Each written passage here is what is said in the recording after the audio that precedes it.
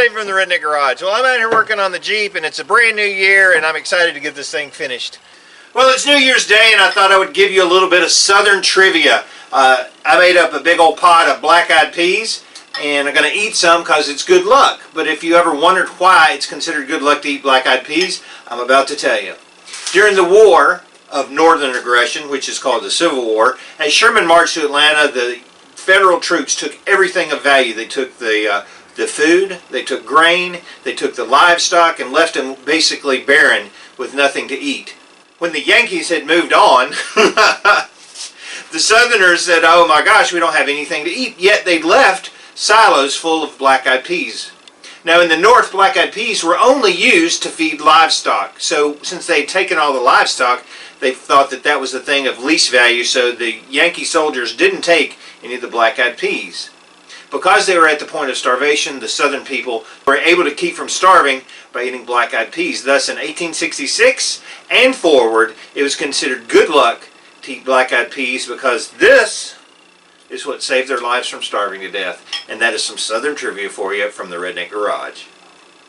Today I wanted to talk about something that I'm actually an expert on. There's not a lot of things, not marriage, not parenthood, there's a lot of things not an expert, but I am an expert on rust. And I thought I would do one video on all the procedures that I've found through trial and error and just through practice that work really well, some things that don't work well at all, and some of the best products to use. So let's get started.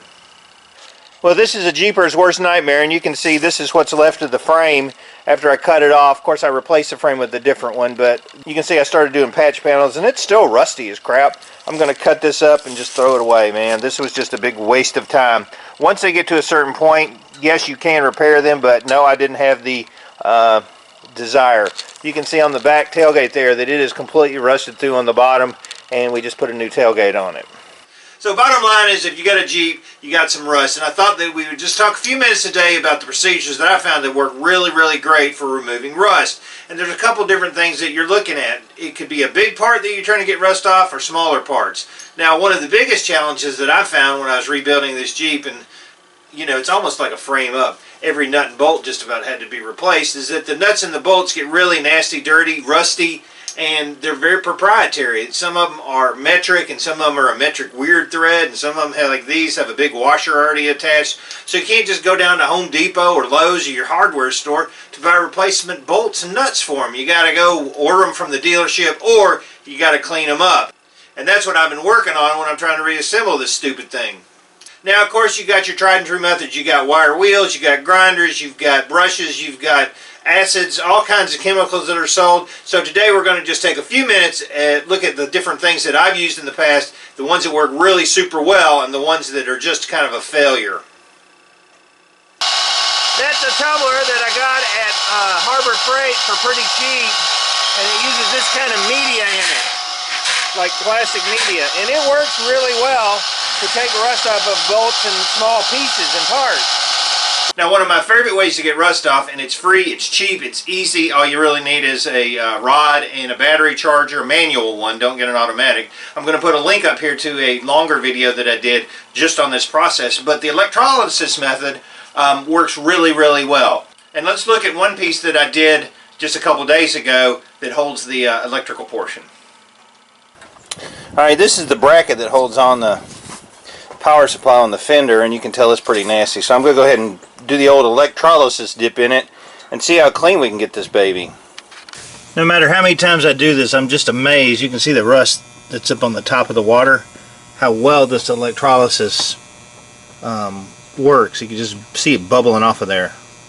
So after it sat in there for about a day, it bubbled and all kinds of garbage came up to the top. And this is how it came out after it was painted and straightened up, and it looks just great. Man, this was great. And it's a piece of metal, and it's one solid piece of metal, so it wasn't that hard to hook up a copper wire to, and I like that method a lot.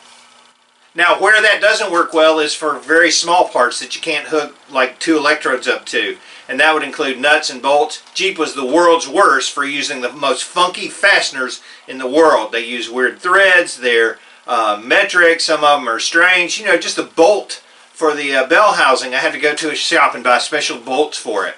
So it's really beneficial to be able to clean those up and get all the rest of them off without having to hook up electrolysis or something like that, because they're just too small, or if it's real weird shaped. So we're going to look at a product that's not a phosphoric acid based, doesn't burn your hands, it's reusable. It's actually the best product that I've ever used when I'm doing a Jeep. And I'm able to save all these weird fasteners and not have to try to buy some from the dealership or something like that. So let's take a look at the product that I love to use.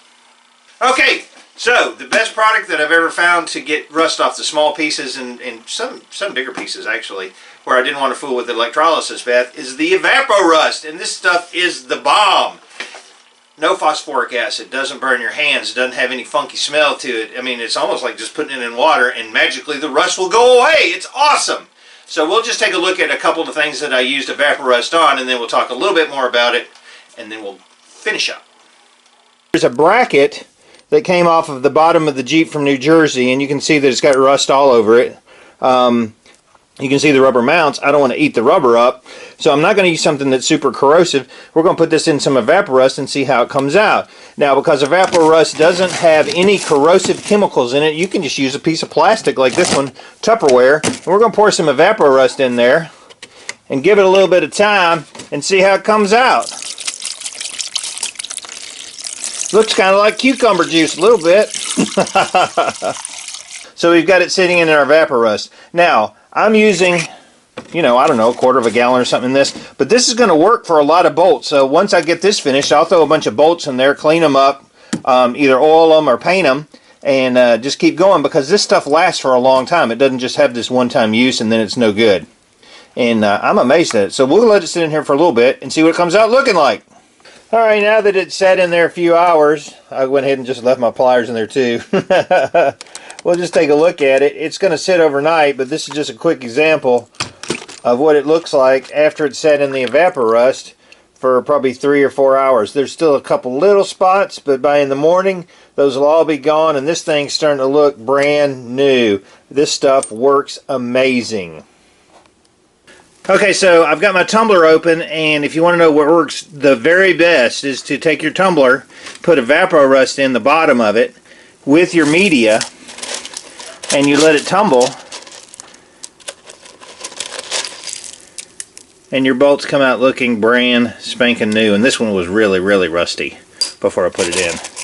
I mean, it's unreal how nice these come out from being in the Evapo-Rust with the tumbler action in it.